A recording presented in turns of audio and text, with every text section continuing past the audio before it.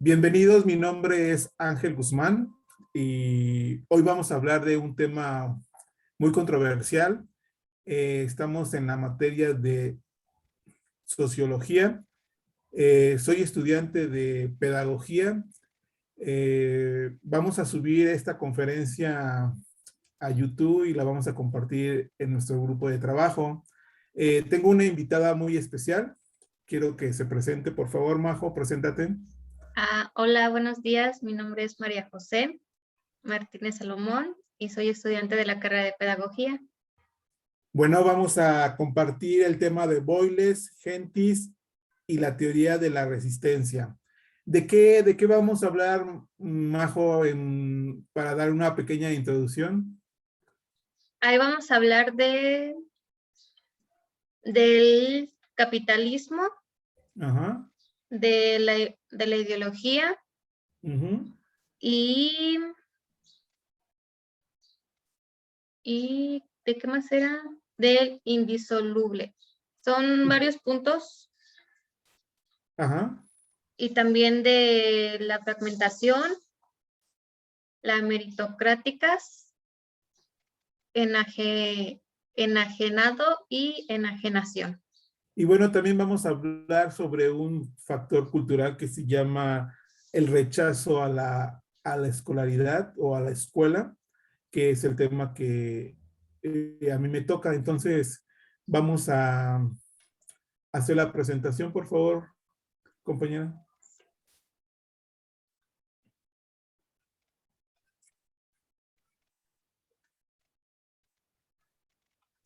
Y como dijimos, nuestro tema es Boyles, Gentis, teorías de la resistencia, eh, por la pedagoga María José Martínez Salomón y su servidor Ángel Guzmán, y les vamos a estar compartiendo.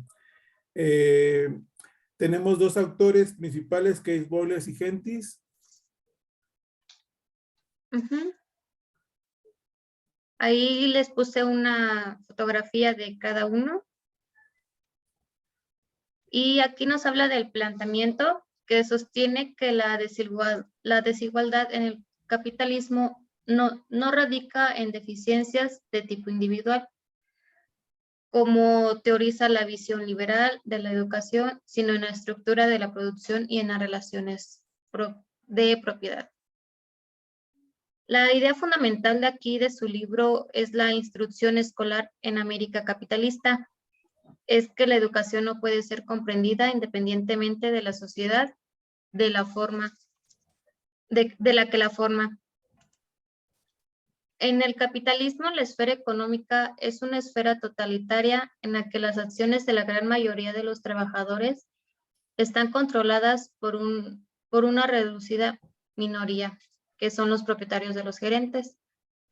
Los capitalistas se aprovechan de la existencia de un ejército de parados de reserva del mercado de trabajo, el cual contribuye a dulcificar las exigencias de los trabajadores como empleo. La ideología dominante y las relaciones sociales se convierten en el sustento de la dominación social. En las sociedades capitalistas avanzadas, la ideología es suministrada por la teoría tecnomeritócrata. Una de las principales características de las relaciones sociales es que los individuos experimentan un escaso control sobre las decisiones en su lugar de trabajo. ¿Esto qué significa? Que el control del proceso de producción no se encuentra en manos de los trabajadores, sino en manos de los no trabajadores. Perdón. También las relaciones jerárquicas están reflejadas en las líneas de autoridad verticales que van de administradores a maestros y a estudiantes. La enajenación sobre este contenido de los planes de estudio y la motivación del trabajo escolar a través de un sistema de calificaciones y otras recompensas.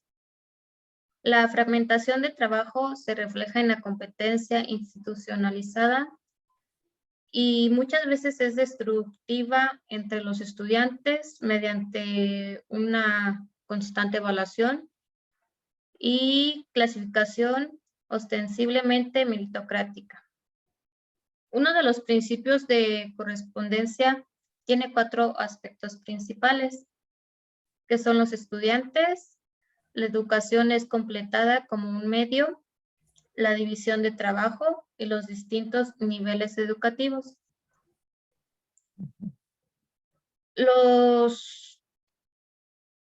Desde la secundaria se accede a emplear con mayor grado de autonomía y con los títulos universitarios se puede acceder a empleos con una elevada autonomía. Y ya de este modo la creatividad y la independencia se penalizan en las escuelas y se desaprueban en el trabajo, mientras que la perseverancia, la dependencia, la identificación con la organización, la puntualidad se aprueban y son recompensadas. Y ahora, para que quede un poco más claro el tema, vamos a mostrar un video.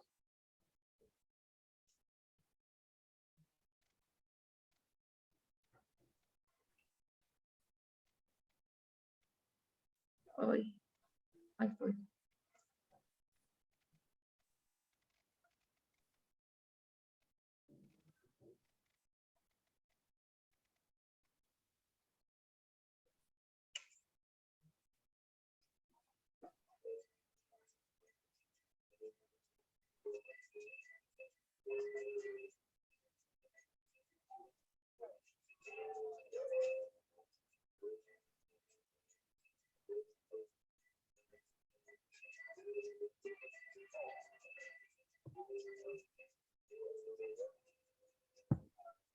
Samuel Ball y Herbert Ginty son dos economistas norteamericanos que trabajan en conjunto en torno a la relación entre el capitalismo y la educación en los Estados Unidos.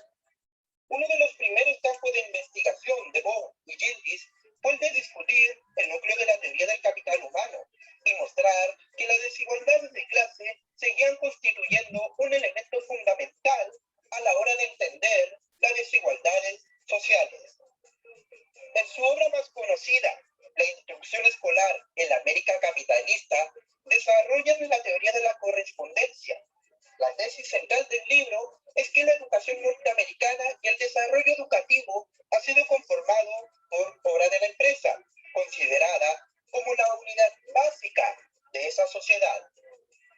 Esto se explica de tal manera que las relaciones de dominación y subordinación capitalista como en el trabajo se perpetúan en la escuela. Según la teoría, en la escuela se reproducen características jerárquicas y verticales del mundo del trabajo, pues se educa para producir capacidades que serán de ayuda en el éxito de la empresa y del sistema capital. La escuela además premia ciertas características personales convenientes con la distribución de puestos de trabajo, premiando el mérito personal mediante la competencia entre los estudiantes, colaborando a la fragmentación de las clases bajas y a la reproducción del trabajo. Según la teoría, el objetivo de la educación es legitimar la dominación y las desigualdades, el cual en el libro de Ball y Ginty está resumido en 2 mecanismos. La escuela propicia una selección social e imparte valores explícitos como el individualismo, la competencia y el mérito individual. Según los autores, la educación no solo ha desempeñado un papel decisivo en la integración de los individuos al sistema capitalista de producción, sino que además ha contribuido a reforzar la estructura social de dominación burguesa.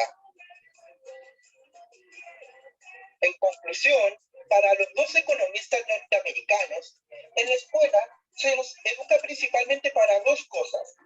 Se nos educa para producir y también para aceptar nuestro lugar en la estructura social.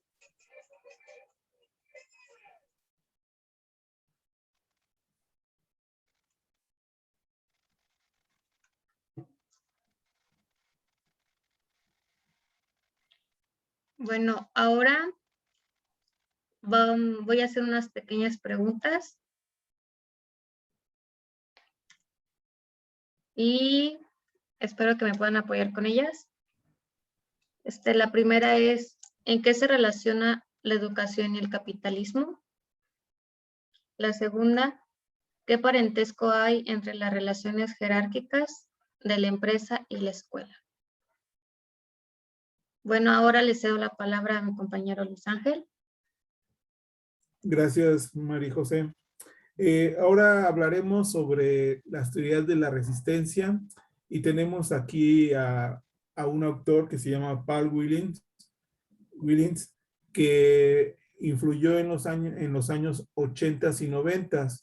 Y diremos que aparte de esto, hoy en día se está dando mucho estas teorías o lo que él llama la cultura contraescolar. Aquí hablaremos primeramente de un trabajo que hizo Willings, que es Aprendiendo a Trabajar. Él hizo esta investigación y encontró un grupo que él denomina a los colegas, que es la antiescuela o los que están en contra de la escolaridad. Y diremos que esto es un rechazo primeramente a la autoridad y al conformismo. Y esto se da primeramente dentro del salón de clases, el rechazo a la autoridad, que sería en este caso al maestro, y después va a ser en las fábricas o en los trabajos, en donde el rechazo va a ser otra vez a la autoridad, que en este caso va a ser tanto a los propietarios como a los jefes o a los gerentes, y al conformismo.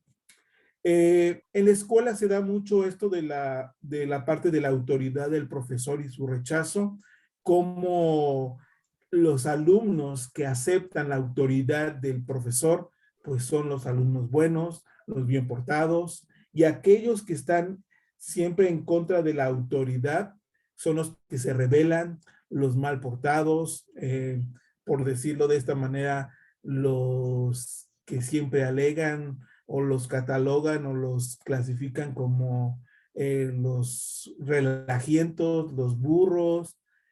No, y esto no es necesariamente así, sino simplemente es el rechazo a la autoridad, que esto mismo se va a reflejar al rechazo que se va a tener en la empresa.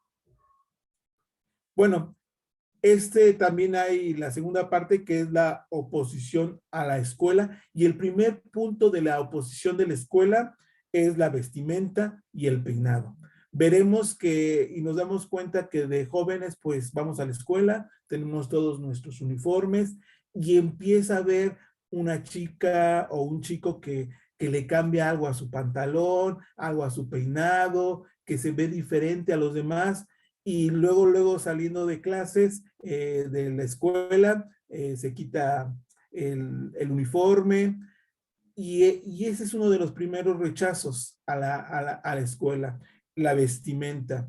Ya después ya no quieren saber nada de uniformes, pero tristemente hay muchas empresas que vuelven a hacer lo mismo que en la escuela. Es decir, en muchas empresas en donde la gente van uniformadas, con cierto pantalón, con cierta vestimenta, con ciertas cosas que la empresa pone como medidas de seguridad, chalecos, fajas, cascos, y si nos fijamos, esto representa nuevamente una comparación igual a lo de la escuela.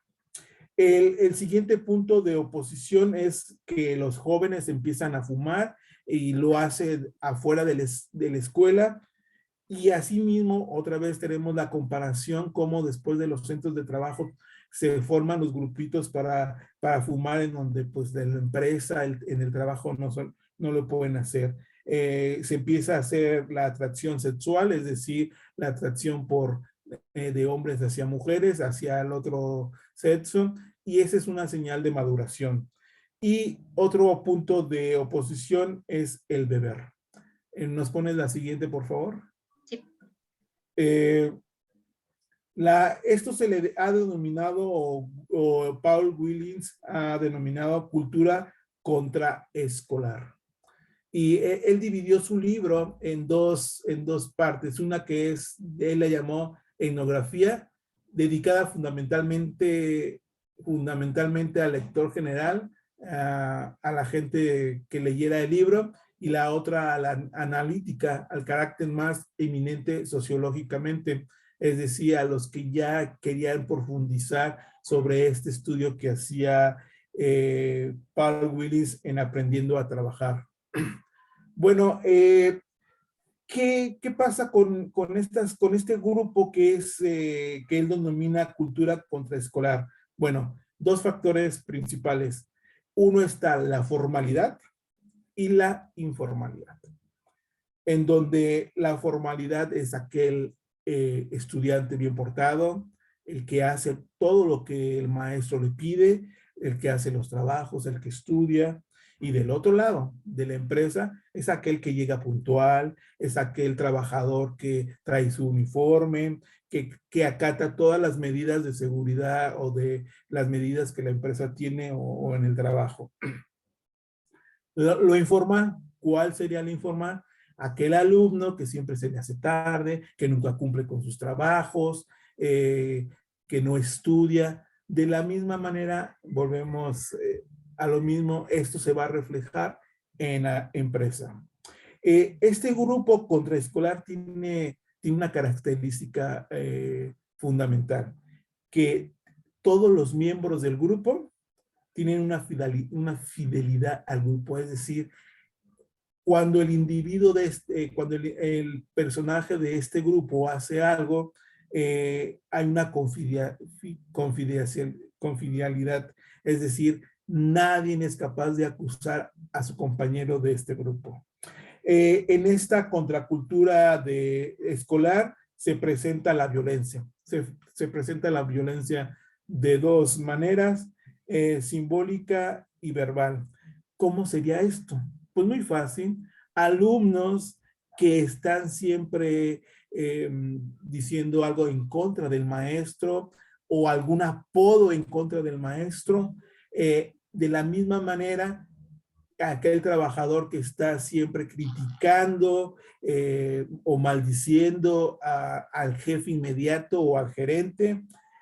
Y la otra bueno, simbólica y verbal, esa es la verbal, y las simbólicas ya serían cuestiones, por ejemplo, de robo dentro del salón de clases, robo en la empresa, tachaduras en los coches de los maestros, picarles las llantas a los maestros, y esto también se viene reflejando del mismo modo ante sus jefes y ante los gerentes o propietarios del trabajo.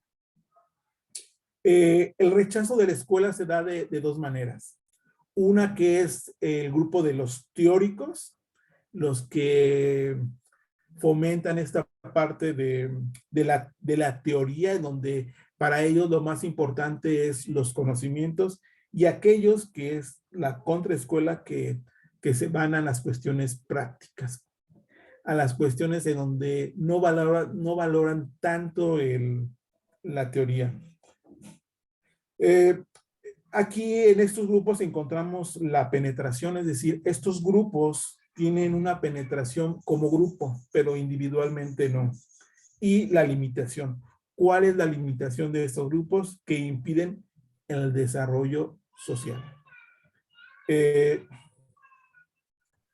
Estos individuos creen, o estos grupos de personas creen que el valor de los certificados o de las credenciales académicas no importa, sino lo que importa es la práctica, el trabajo, la iniciativa, y ellos creen o valoran, o su creencia primordial es de que no importa tener un certificado, no importa tener un diploma, no importa tener un título, sino lo importante es crear una empresa, tener un negocio, salir adelante, tener dinero.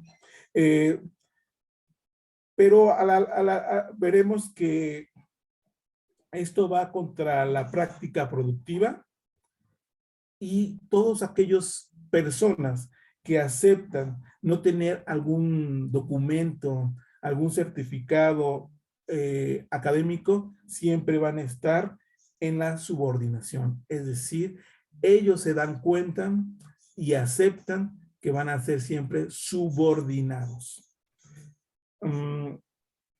Y en este aspecto nos comentaba nuestra compañera que,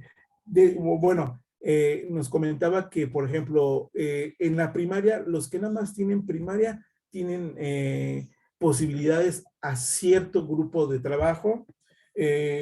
Los que estudian secundaria tienen, suben un poco más, es decir, tienen mejores prestaciones, tanto ingresos como algunas otras prestaciones y mejores trabajos, y así va aumentando. Hoy en día, antes era el límite que pedían las empresas era secundaria, hoy en día los requisitos mínimos es la preparatoria, pero de ahí en fuera diremos que mientras la persona sea más preparada, su autonomía, su decisión libre dentro de la empresa será mayor, es decir, tendrá mejores ingresos, mejores puestos de trabajo, pero ¿cuáles son las limitaciones de esta cultura contraescolar? Pues la primera claramente sería la actividad intelectual, porque ellos no le dan importancia a las cuestiones intelectuales. Y a su vez, como ellos no le dan importancia a las cuestiones intelectuales, lo importante es que todas las actividades que hagan son prácticas, no de la mente. Y como volvemos a decir, esto va a favorecer a la dominación de clases. Es decir, mientras la persona tenga un nivel bajo, va a ser más su dominio de esa clase. Es decir, va a estar, como lo dijimos anteriormente, subordinado. Mientras el nivel académico sea mayor, esa subordinación va a ser más libre. Hoy en día hay una gran controversia entre los estudiantes académicos y los colegas. ¿Tenemos otra más, Majo? Sí. Ajá. Están, como dijimos, los colegas y los pringados, los estudiantes académicos, y los colegas serían los no académicos. Hoy en día, ¿cómo se ve reflejado esto? Hay muchos ejemplos en donde la gente, los jóvenes, todos pensamos que pues hay un futuro, vamos a lograr éxito en nuestra vida, y a veces esta palabra éxito lo ponemos en términos de producción, es decir, si yo tengo éxito es porque tengo una empresa, tengo dinero, puedo comprar esto, puedo comprar aquello, me veo como tal vez un empresario, teniendo un negocio, inventando un producto, hoy en día teniendo pues una página en la red, una empresa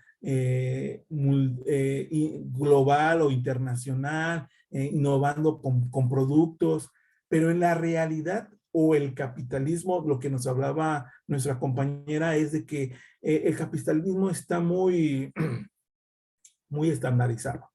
Es decir, si tú estudias primaria, tienes estos trabajos, y así como habíamos dicho, secundaria, preparatoria, universidad, va uno creciendo.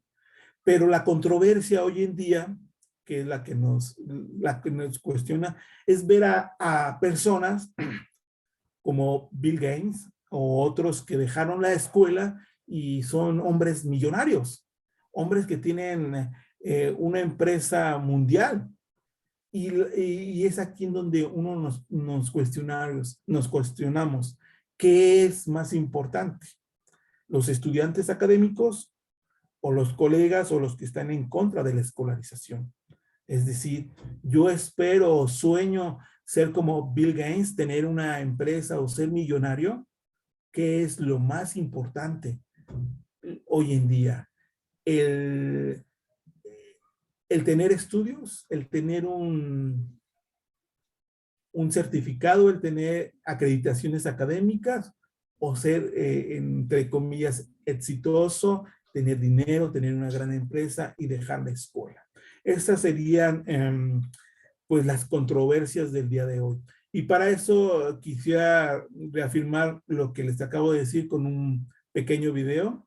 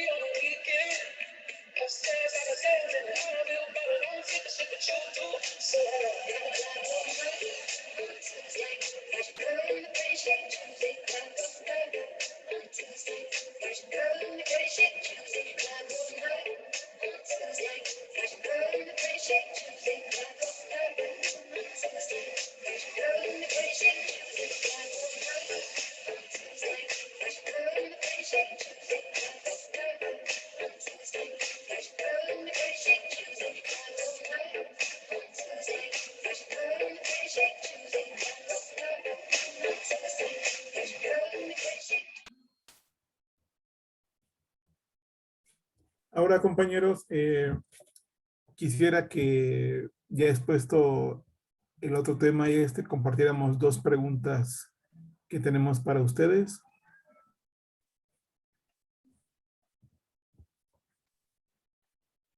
Y nuevamente necesitamos de su participación. La primera pregunta que tenemos es, ¿cuáles son los dos objetivos de la investigación de Paul Williams? La segunda, ¿qué entiendes por cultura contraescolar? A continuación, tenemos dos actividades. Una actividad presencial, que es la sopa de letras, que va a estar dirigida por mi compañera Marijó. Y la otra, que es todos los que estamos en línea. Por favor, les pido a los que estamos en línea que observen la figura, la imagen, y con sus propias palabras describan en el chat del grupo lo que representa esta imagen para ustedes, con lo que les acabamos de comentar, con lo que entendieron. Por favor, entonces, compañeros presenciales, trabajen con su sopa de letras, y nosotros, todos los que estamos en línea, tienen que compartir en el chat para que quede registrado. Bueno, ya para hacer el cierre, compañeros, si me pueden ayudar con una pequeña conclusión. Y pues esto sería todo de nuestra parte. Les agradecemos y gracias, Marijo, y vamos a subir esta grabación en YouTube para que si alguien la quiere volver a reproducir, la tenga en la mano.